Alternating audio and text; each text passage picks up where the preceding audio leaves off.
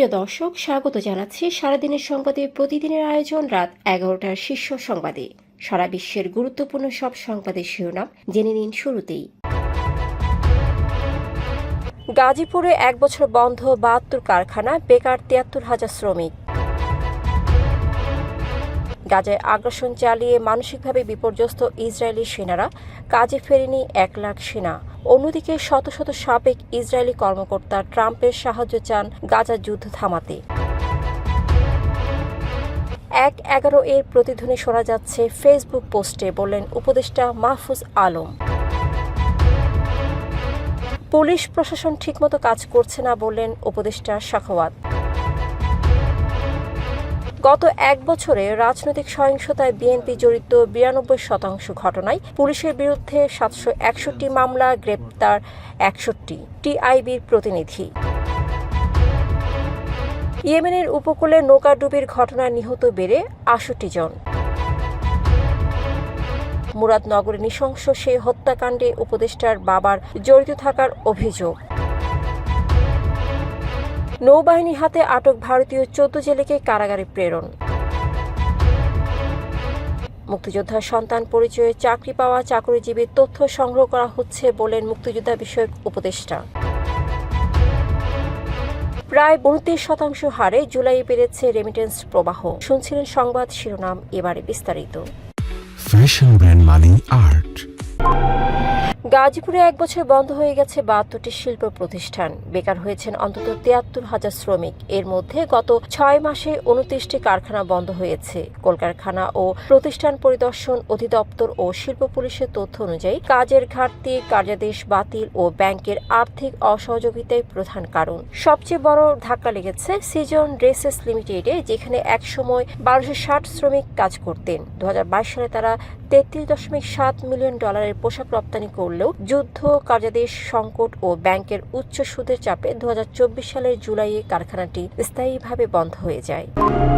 প্রায় 22 মাস ধরে ইসরায়েলের ভয়াবহ আগ্রাসনে বিপর্যস্ত গাজা যেন রূপ নিয়েছে নরকে। হামাস উৎখাত ও জিম্মি উদ্ধারের নামে ইসরায়েলের নির্বিচার হামলায় প্রতিদিন বাড়ছে ফিলিস্তিনিদের লাশের মিছিল। আকাশস্থল অভিযানের পাশাপাশি ত্রাণ অবরোধের সৃষ্টি হয়েছে দুর্ভিক্ষ। এদিকে এই যুদ্ধে প্রভাব পড়ছে ইসরায়েলি সেনাদের উপরও।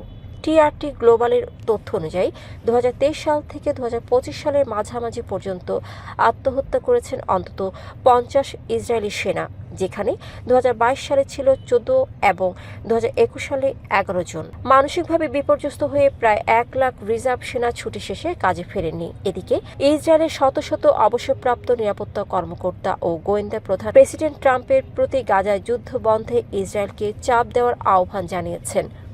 হামাস আর ইসরায়েলের জন্য কৌশলগত হুমকি নয়, শিন বেটের সাবেক প্রধান এমি আয়ালন বলেন, যুদ্ধ শুরুর সময় এটি ন্যায়সঙ্গত ছিল, কিন্তু এখন আর নয়। আগামীকাল 5 আগস্ট জুলাই গণ অভ্যুত্থান দিবস ও শেখ হাসিনার সরকারের পতনের 1 বছর পূর্তি। এ উপলক্ষে অন্তর্বর্তী সরকারের তথ্য উপদেষ্টা মাহফুজ আলম 4 আগস্ট ফেসবুকে লেখেন, 1/11 এর প্রতিধ্বনি শোনা যাচ্ছে।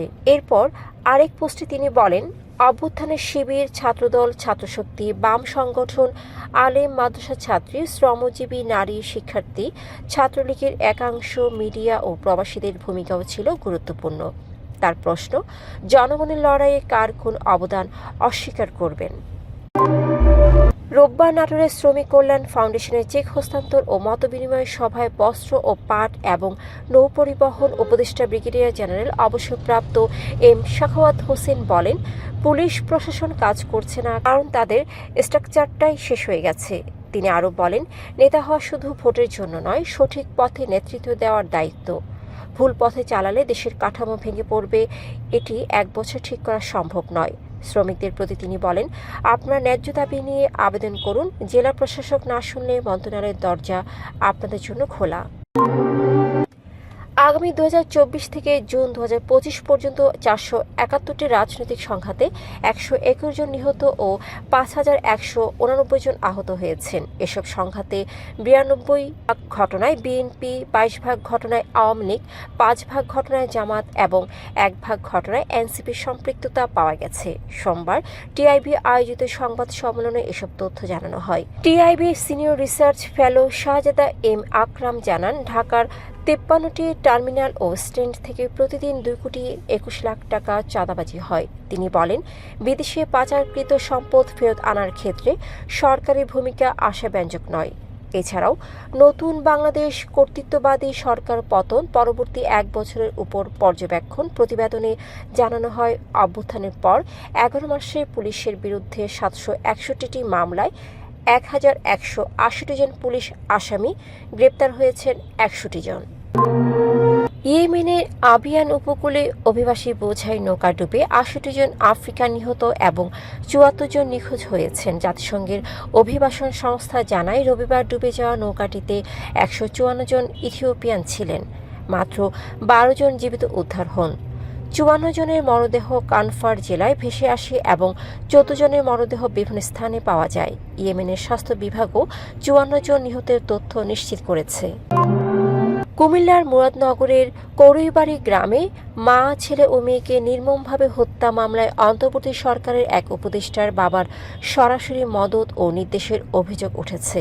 সোমবার জাতীয় প্রেস ক্লাবে নিহতদের পরিবার দ্রুত বিচার ও আসামিদের গ্রেপ্তারের দাবি জানিয়েছে।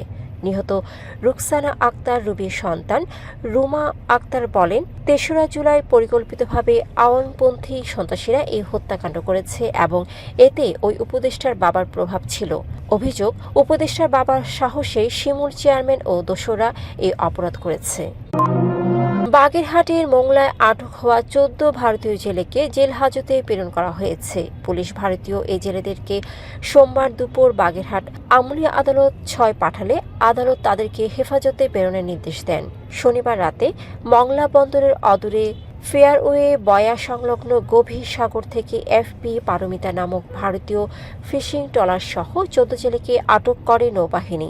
বঙ্গোপসাগরের বাংলাদেশ জলসীমার অবৈধ অনুপ্রবেশ করে মাছ শিকারের দায়ে তাদেরকে আটক করা হয়।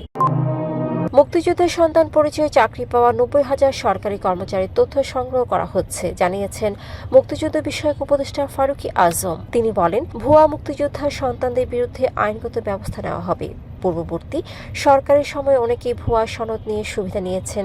বিশেষ করে আদালতের মাধ্যমে অমুক্তিযোদ্ধাদের সনদ দেওয়া হয়েছে। বর্তমানে অন্তর্বর্তী সরকার আপিল বিভাগের সমন্বিত নির্দেশনার জন্য আদালতে যাওয়ার প্রস্তুতি নিচ্ছে।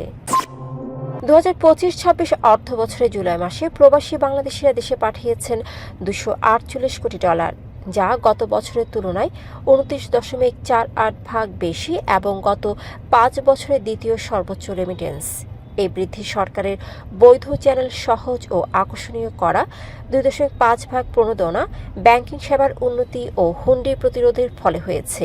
রাজনৈতিক অস্থিরতার কারণে কিছু সময় রেমিটেন্স কমলেও স্থিতিশীল হওয়ার পর প্রবাহ আবার বেড়েছে, যা দেশের বৈদেশিক মুদ্রার রিজার্ভে ইতিবাচক প্রভাব ফেলছে।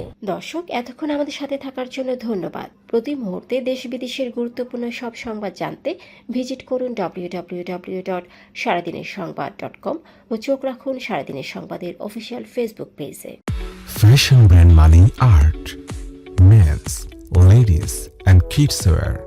Art. Be smart.